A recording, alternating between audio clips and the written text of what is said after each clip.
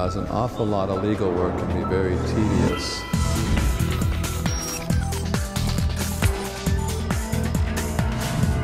It's not as exciting. Be able to achieve the things I'd like to in the future.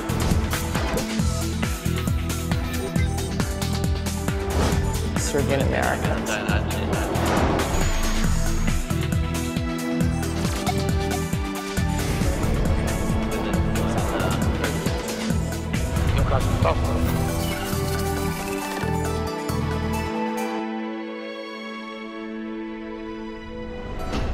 Sigurno ste 1000 puta pomislili šta to uspešni ljudi rade drugačije. Verovatno i sada mislite kako su oni imali više sreće nego vi. Ako planirate da nastavite tako da razmišljate, verovatno ste u pravu. Ali ako birate uspeh, moramo da krenemo na posao. Mnogi ljudi žele da postanu uspešni, ali biti uspešan ne znači uvek biti srećan. Krenimo od vašeg ličnog iskustva. Recimo da vas zanima gluma ili ples. Svetlosti reflektora, publika koja kliče i aplaudira. I onda nekako vi postanete direktor uspešne kompanije koja se bavi softverima. Da, mogli bismo reći da ste uspešni, ali da li ste ostvarili vaš san? Svako može biti uspešan u svom poslu, bilo da je u pitanju dobitnik Nobelove nagrade ili korporacijski bilioner ili najbolji frizer u svojoj smeni. Ali šta je ono u čemu zaista želite da uspete? Da biste ostvarili vaš san, morate ga najpre imati. Morate imati misiju. O tome razgovaramo danas.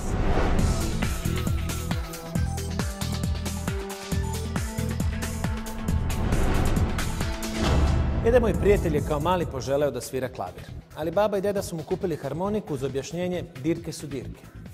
Ne znam šta bi bilo da su mu kupili gitaru, ali također ne znam šta bi bilo da su mu zaista kupili klavir. Pravilo broj 1. Otkrijte tačno šta vas zanima u životu i ne pristajte na manje. Jednom uspešnom čoveku njegova majka je rekla: ako postaneš vojnik, budi general. Ako postaneš sveštenik, završi kao papa. On ju je poslušao. Bio je slikar i postao je Picasso. Većini ljudi je dovoljno da rade. Nekima je dovoljno da rade i dobro zarađuju. Manjem broju je dovoljno da dobro rade i dobro zarađuju, a samo pojedinci teže ka tome da dobro rade i dobro zarađuju i to u poslu koji zaista vole. Najpre otkrijte šta je vaša životna misija, ono što vas pokreće i čini vas živim. Onda izvucite ruke iz džepova, zasucite rukave, a mi ćemo vam u ovoj, kao i naravnoj emisiji, otkriti kako da uspete u tome. Jer vi birate uspeh, a mi smo tu da vam otkrijemo kako do njega. U ovoj emisiji predstavit ću vam takvog jednog pojedinca. Čoveka koji do svog uspeha stigao tako što je imao misiju i strasti da je sledi. Walt Bogdanich.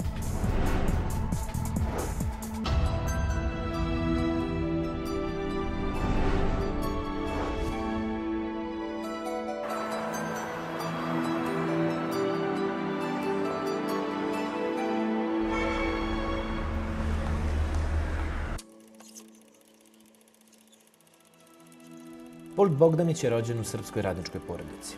Iako nije znao srpski jezik kojim se oko njega pričalo, upijao je ono što je najvažnije, a što se kasnije pokazalo kao presudno za njegov životni put – strast.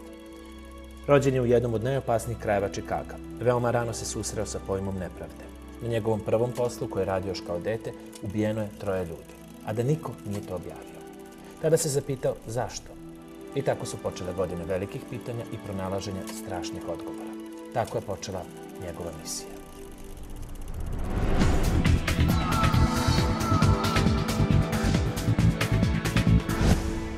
I'm an investigative reporter. It's something I've done for more than 30 years on television, at multiple newspapers. How I ended up becoming an investigative reporter is an interesting story. I never imagined as a child that I would end up doing what I'm doing now.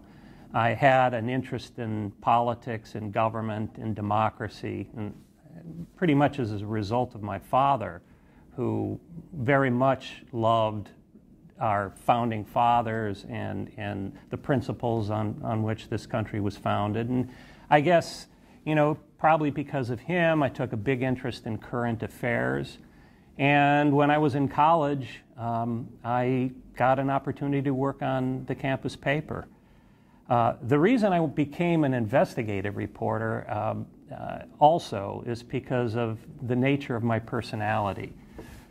In other words, I see things that are wrong, and I want to try and right them. I want to fix problems. I want to help people that are being pushed around by in an unjust way by powerful corporations or by bullies or whatever. I mean, that's one role of an investigative reporter. And so, you know, to do that, though, you need to have a certain quality in your personality and your character. And that most important quality is what I call a low threshold of indignation. There are many reporters who can look at something, look at a situation, and say, well, that's not right, and then turn away and walk on. I can't do that. When I see something that's not right, it makes me, and what I mean by not right, when I see people being taken advantage of, defenseless people being harmed, there's something in me that wants to challenge that, I believe if you tell people the truth and produce the evidence that shows that you know, people or corporations have been behaving improperly, that the change will come, reform will come. And so that's what I do, and that's what keeps me passionate about my job.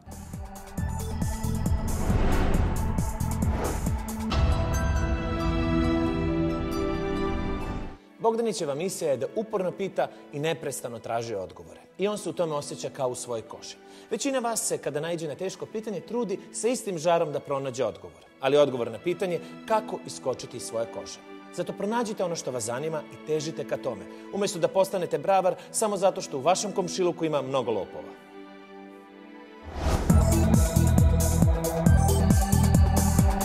That passionate nature also comes from, I think, to large measure, you know, my upbringing, my Serbian heritage and my family and relatives. I grew up in a household where Serbian was spoken. I do not speak it myself. I was the youngest, and I guess that was my act of rebellion not to learn that. But it was part of church, of my community. Serbian people are extraordinarily kind, and that I knew. I didn't need to know the language to understand that. But they're also passionate in many different ways, in helping people, in music, and it was just, it's part of who I am. My father sang in the choir, my brother sang in the choir. I was raised, you know, among Serbs who were outstanding citizens and good friends and caring. And so that also shapes a large part of who I am and the reason that I do what I do.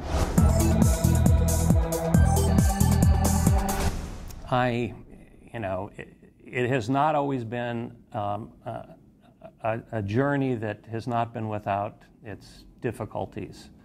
That shouldn't come as a surprise to anyone. I mean, no job is without, you know, bumps in the road. I certainly had mine.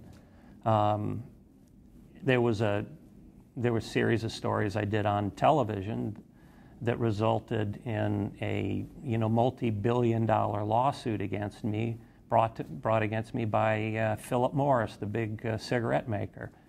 We were the first ones to report about how nicotine was manipulated in the manufacturing of cigarettes to addict smokers, and that this giant corporation, giant international corporation, had been lying about what it does.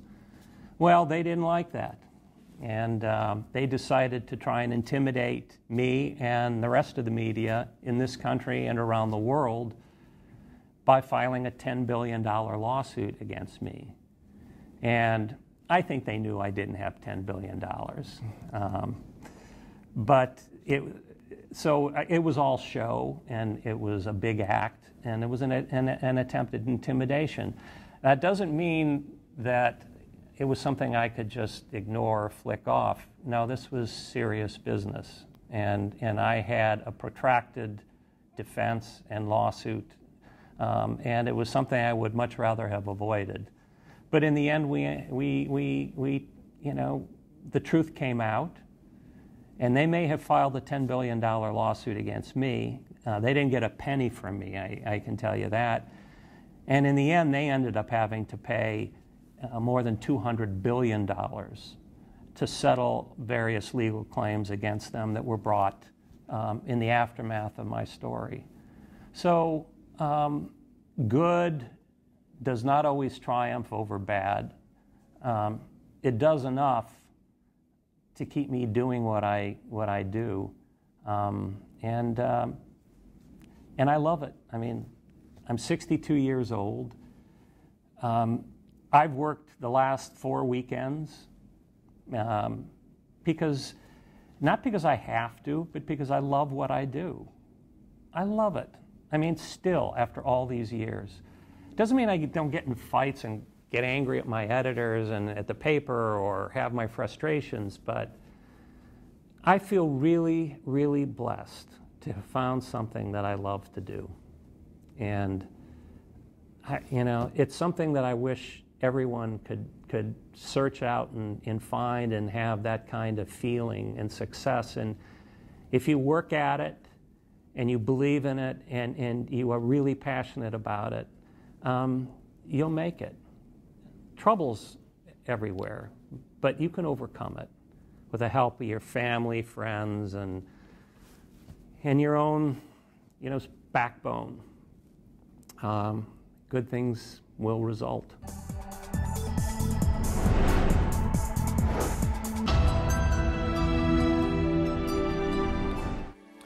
Bogdanić je uspeo i radi ono što voli. Ali većina vas ne zna šta da poželi čak ni kada baca novčić u fontanu. Pa ni tada sigurno nećete poželiti 100 dinara jer je to lako stvarivo. Poželit ćete 1.000.000. E pa tako postupajte i sa svojim ciljevima. Bogdanićev cilj je istina, a vaš je, pretpostavljam, novac. Ali imajte na umu da su i istina i novac slične kategorije. Koliko god da ih jurite, nikad vam neće biti dovoljno. One of the things that I'm very proud of is that over the years I've been awarded 3 Pulitzer Prizes. In this country, that's a pretty big deal. I try not to let it go to my head, but I am proud of it. And they were for 3 very different investigations that I have done. One of them was an investigation of faulty medical laboratories and that they were producing tests, medical tests, that were faulty, and people were being harmed and in some cases dying as a result of it. I'm not a doctor. I'm not a PhD, you know, pathologist. All I am is a journalist. And people at the beginning of projects like this, they'll say, well, how can you do that? You don't know this subject.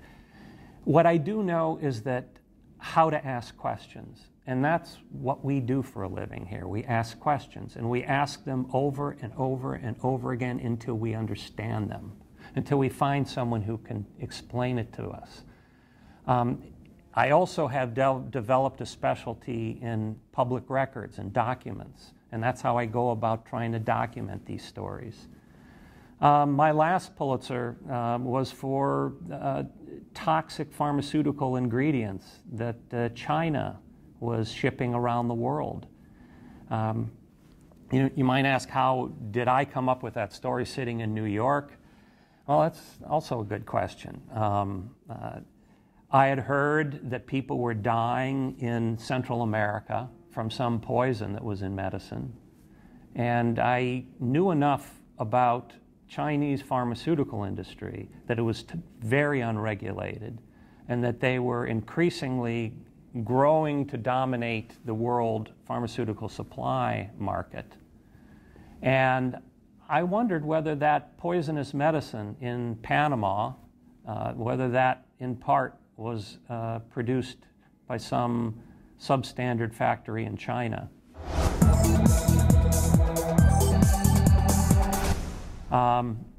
China wouldn't let me in.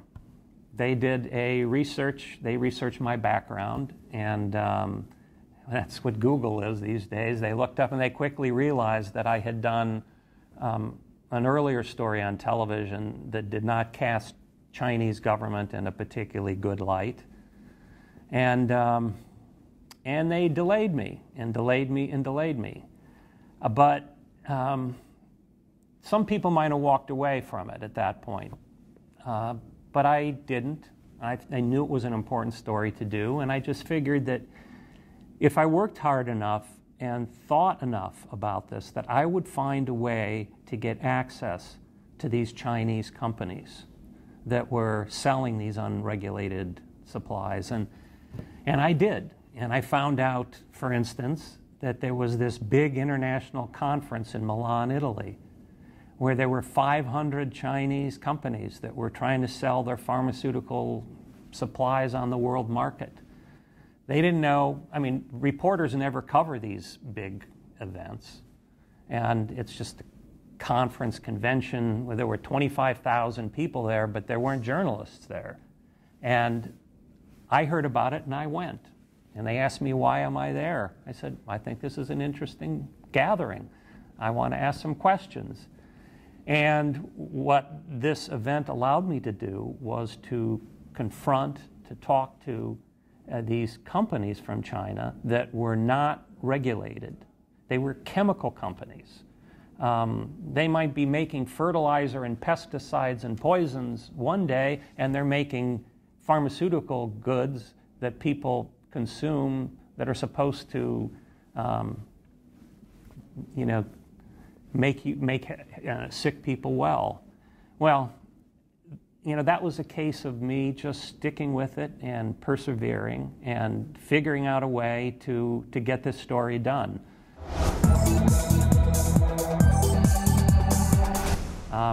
I also found someone in China that was very reliable and trustworthy, and he helped me report the story. So that's an example of how I won my third Pulitzer.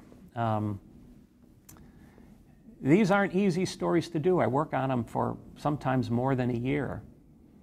There aren't many newspapers in this country or anywhere in the world that will allow reporters to work on a story for a year or more. This one will, for certain people, and I think the New York Times recognizes that I work really hard, and at the end of the day, I deliver. I mean, I produce stories that matter, that have good results, help people. That's part of our mandate to do that kind of work here. Investigative reporting should be alive and well in every democracy.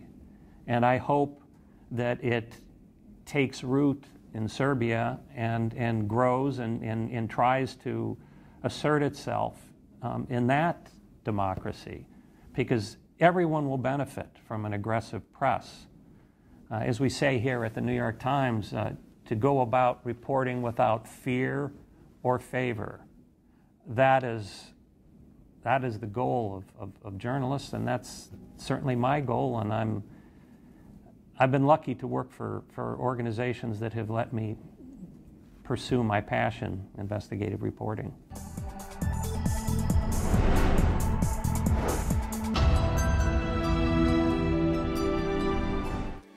I Bogdanić sigurno ne ilazi na ćorsokake u svojim istragama, ali ne odustaje jer ima misiju. Pronađite i vi, makar krenuli pogrešnim putem. Jer je bolje krenuti i na 1000 pogrešnih puteva nego provesti život nigde samo zato što ne znate kuda želite da idete. Uostalom, ako se nikad ne izgubite, možda se nikad nećete ni naći.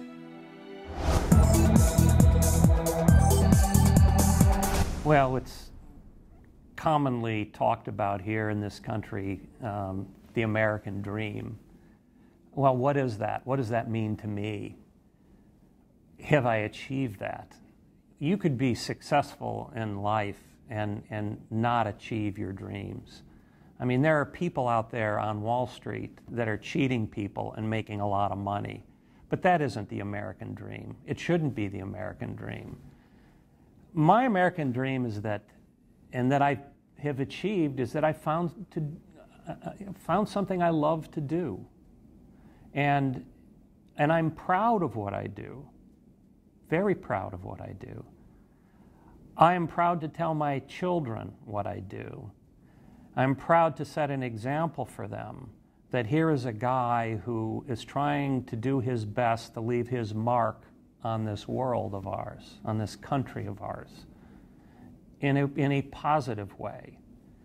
I'm not the smartest guy around. I'm not holier than thou. I mean, I'm just somebody who grew up in Gary, Indiana, son of a steelworker, who, you know, found something he loved to do, and through hard work and pretty much making my own luck, I was able to achieve that. That dream is not, they call it the American dream, it could be the Serbian dream too. It's a dream that everyone ought to be able to pursue. And that's just believing in yourself, not being defeated. I know that there are serious economic issues in Serbia now with high unemployment. It's a country that is finding itself. And I would just encourage everybody looking in to rely on all the wonderful elements that make Serbs the great people that they are. Compassionate, you know, hardworking, caring, care about their families, care about their communities. And through hard work and in individual accomplishment, good things will result. And I hope that journalistically, since that's an area that I know most about, that there is an aggressive community of reporters, journalists out there who will look in and hear this and say, you know what, that's something I want to do, and I want to do it better. And there are ways to get better. I mean, I didn't wake up and suddenly know how to do this job.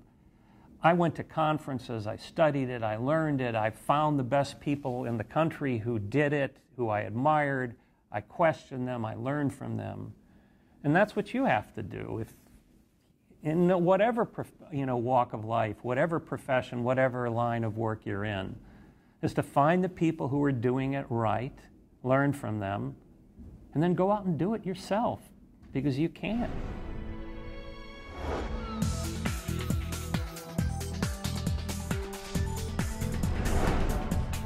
To je bila priča o Waltu Bogdaniću, čoveku koji je shvatio da je svrha života pronaći svoju sopstvenu svrhu i posvetiti joj celog sebe. Walt je postao to što je danas, jedan od najboljih istraživačkih novinara na celom engleskom govornom području i jedini novinar u Sjedinjenim Američkim Državama koji je dobio čak 3 Pulitzerove nagrade. Čovek sa misijom. Ono što se nadam da ste danas shvatili jeste da ako nemate san, ne možete ga ni ostvariti. Ako ga imate, onda možemo da nastavimo dalje ka vašem uspehu. Jedan mudrac je jednom rekao da smo mi već danas ono što ćemo biti sutra. Zato ne ostavljajte ništa za sutra, jer sigurno ne biste hteli da sutra budete onaj koji juče nije uradio ništa. Do sljedećeg puta posvetite se vašoj misiji i držite se nje. A sada na posao. Izaberite uspeh.